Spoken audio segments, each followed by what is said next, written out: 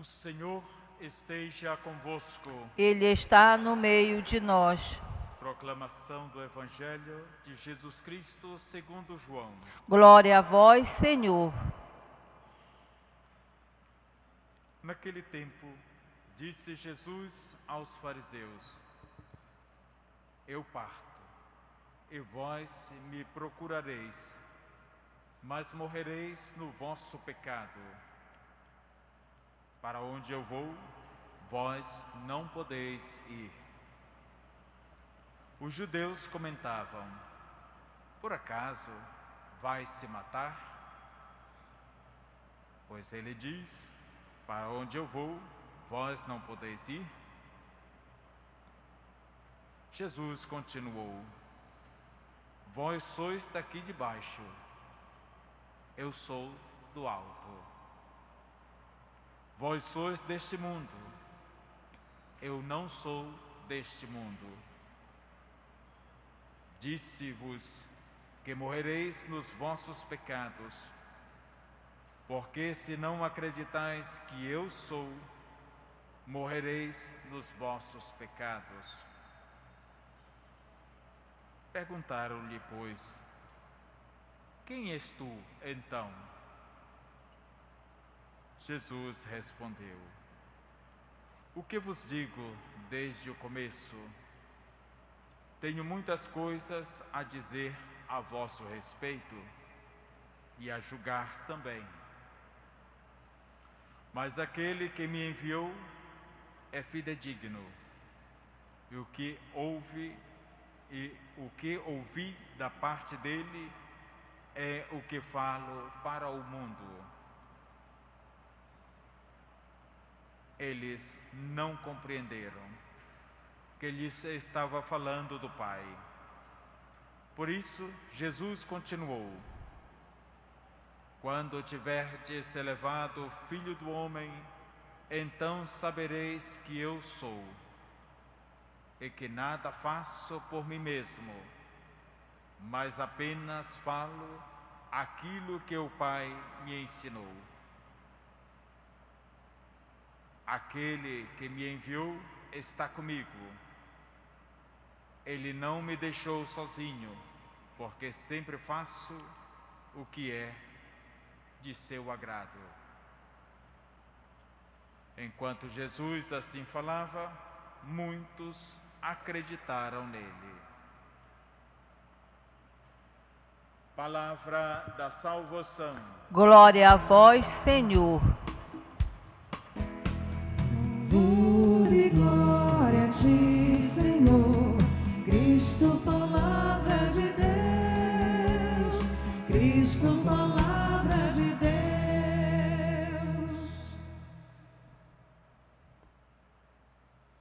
Caríssimos irmãos e irmãs, o tempo se faz breve, o tríduo da paixão do Senhor está às portas e da liturgia de hoje nos vem, da parte do próprio Jesus, dado um até logo, uma saudação, uma despedida. Eu vou. Assim Jesus inicia o texto do Evangelho. Portanto, já apresentando a iminência da sua partida, ou melhor, do seu sacrifício. E hoje a liturgia, de um modo geral, nos coloca diante do crucificado, daquele que foi elevado na cruz. Ou melhor, hoje a liturgia nos coloca dois símbolos para nós. Nos fala já a primeira leitura de um símbolo que foi elevado no deserto, diante da murmuração dos filhos de Israel, ou seja, do povo de Deus, que murmuraram contra Deus, murmuraram contra Moisés, demonstraram a própria insatisfação com os acontecimentos, com os fatos, não eram contentes daquilo que tinham para comer e para beber, portanto, não pensaram duas vezes em derramar os próprios murmúrios, os próprios lamentos, e manifestaram a saudade de um tempo em que estavam no Egito e tinham a abundância, mesmo sendo escravos. Um sentimento de vergonha que estava dentro deles, para dizer, mas tu nos tiraste do Egito para fazer morrer no deserto. Ou seja, os fatos concretos da vida. E, no entanto, temos um episódio muito marcante. O episódio das serpentes, né? Não é o episódio da jararaca, né? Das serpentes. É que, diante da murmuração daquela gente, as serpentes ali fizeram o trabalho de colocar em ordem a situação, né? Ou seja, tanta gente morreu.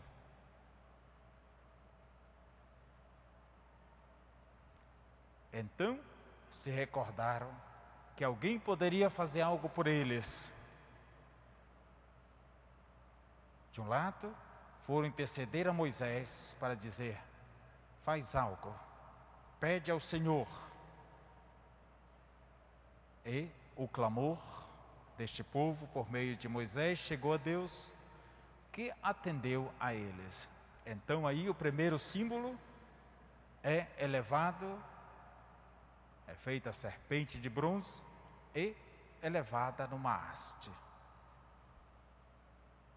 Quem fosse mordido por uma víbora, ou seja, por uma serpente, bastava olhar para aquela haste, para aquela serpente de bronze, e vinha curado.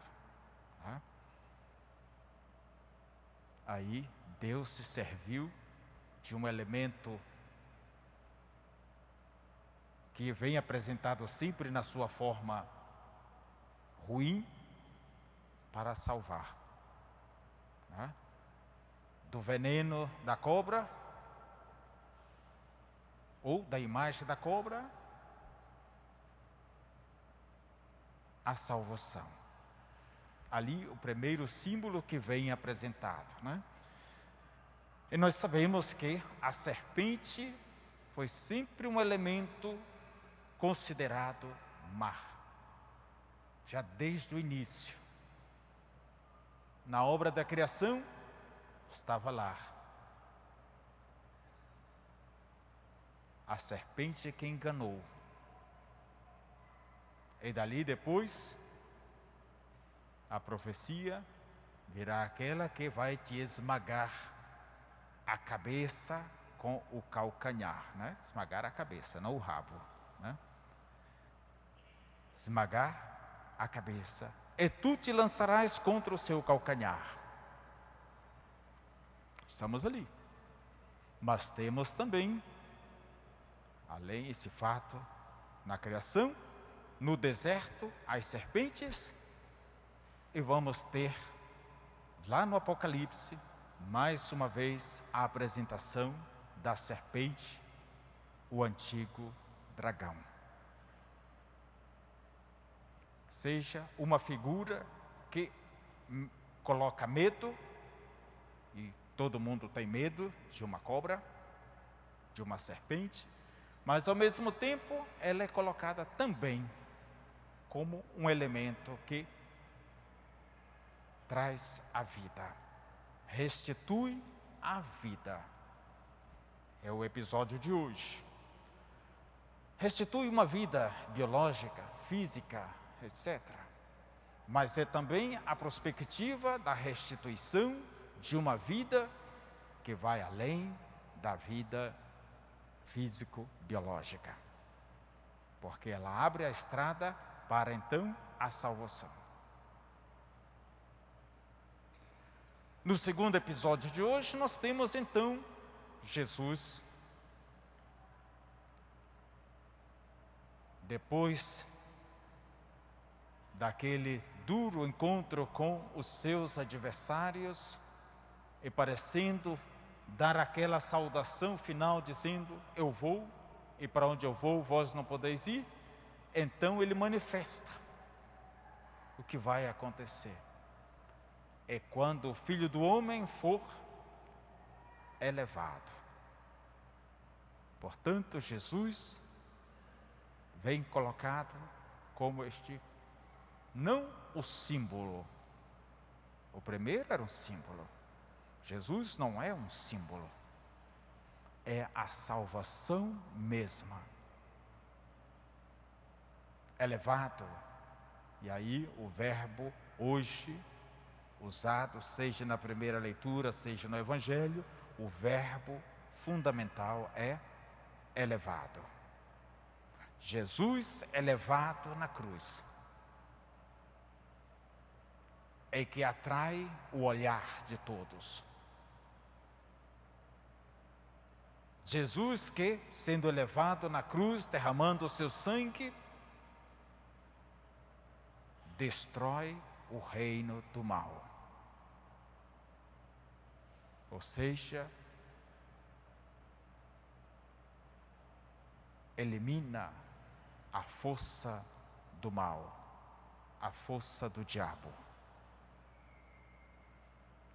para dar justamente a todo aquele que for capaz de ouvir a sua palavra, de crer nele, de o acolher como seu Salvador, a vida eterna. E para chegar a esta segunda realidade, ou seja, ao crucificado, nós temos então a imagem de um Deus que é desfigurada, um Deus que vem desnudado da sua condição divina. E aí São Paulo então nos ajuda nesse campo, né? Que embora sendo filho de Deus, não considerou ser igual, mas se despojou, se fez servo. São Paulo usa uma expressão muito mais forte ainda, que ele se fez pecado. Se fez pecado para nos dar a vida e nos restabelecer na vida.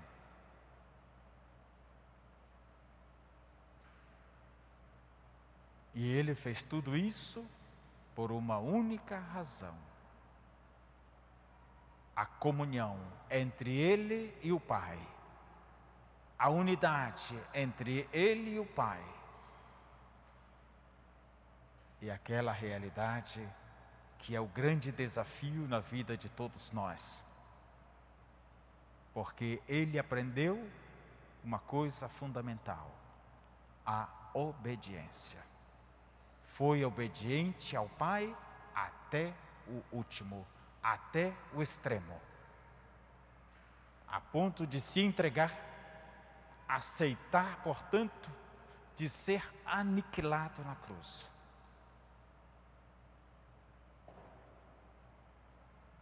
E ele fez isso justamente por uma entrega de amor. Nós o contemplamos na cruz desfigurado, né? Muitas vezes nós queremos um crucifixo bem ornamentado, cheio de pedrinhas, preciosa, ou que não seja preciosa, mas que demonstre um algo de especial, de particular.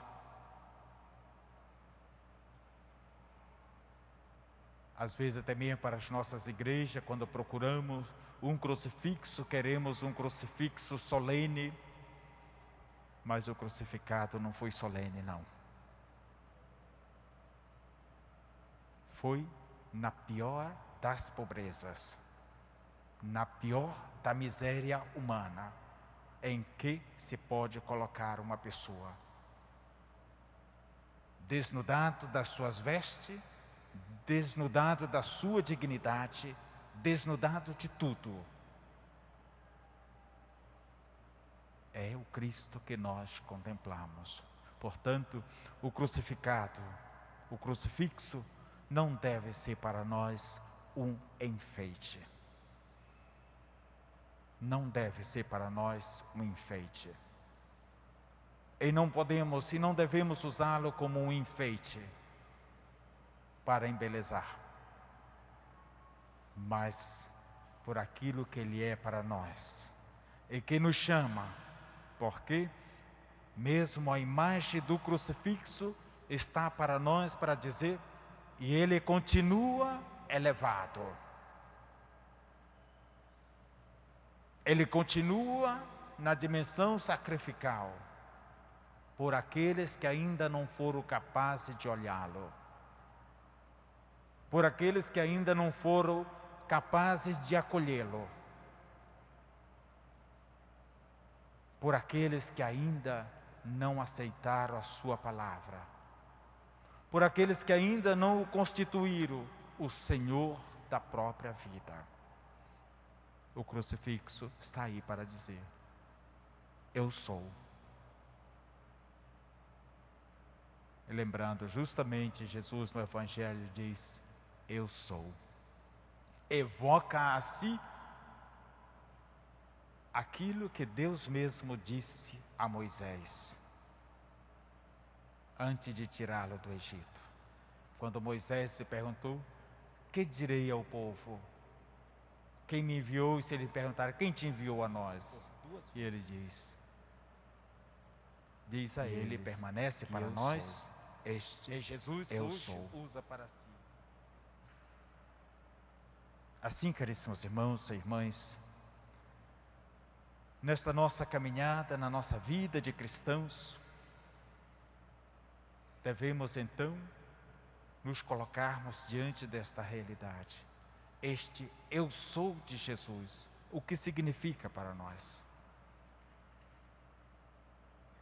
Ou nós também podemos nos colocar esta mesma expressão, eu sou. Mas o que é que eu sou para o Cristo? O que é que eu sou para Deus Pai? O que é que eu sou para o Deus Espírito Santo que eu evoco cada dia na minha vida? O que é que eu sou?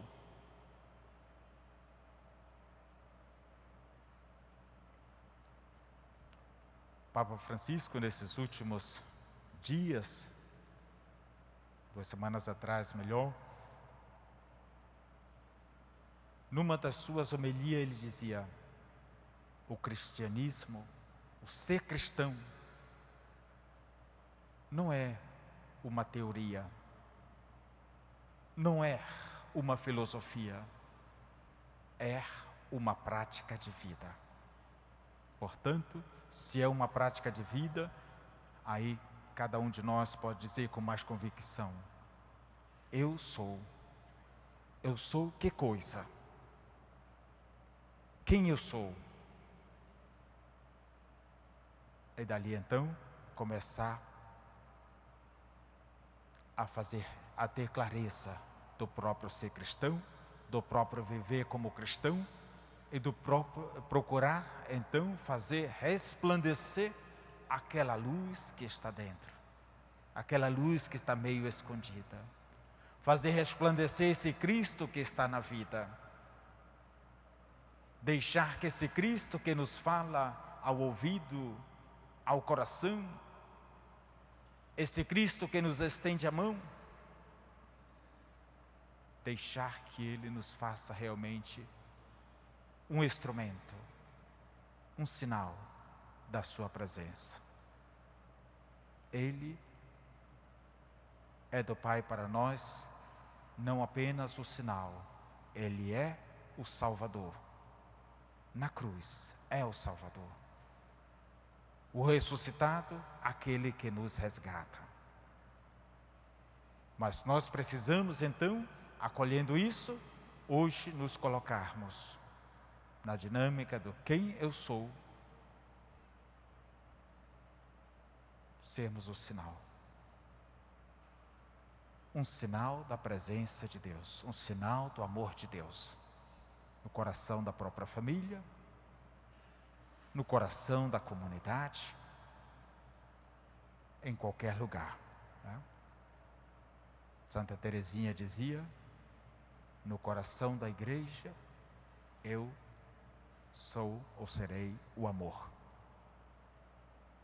No coração da igreja hoje, que seremos nós? Somos filhos, é verdade. Mas precisamos então assumir o nosso lugar de filhos. Peçamos ao Senhor então que nos ilumine com a sua graça, com a sua presença, com a força do seu Espírito, para que possamos, contemplando o Cristo elevado para nós, sermos as verdadeiras testemunhas, hoje e sempre. Amém.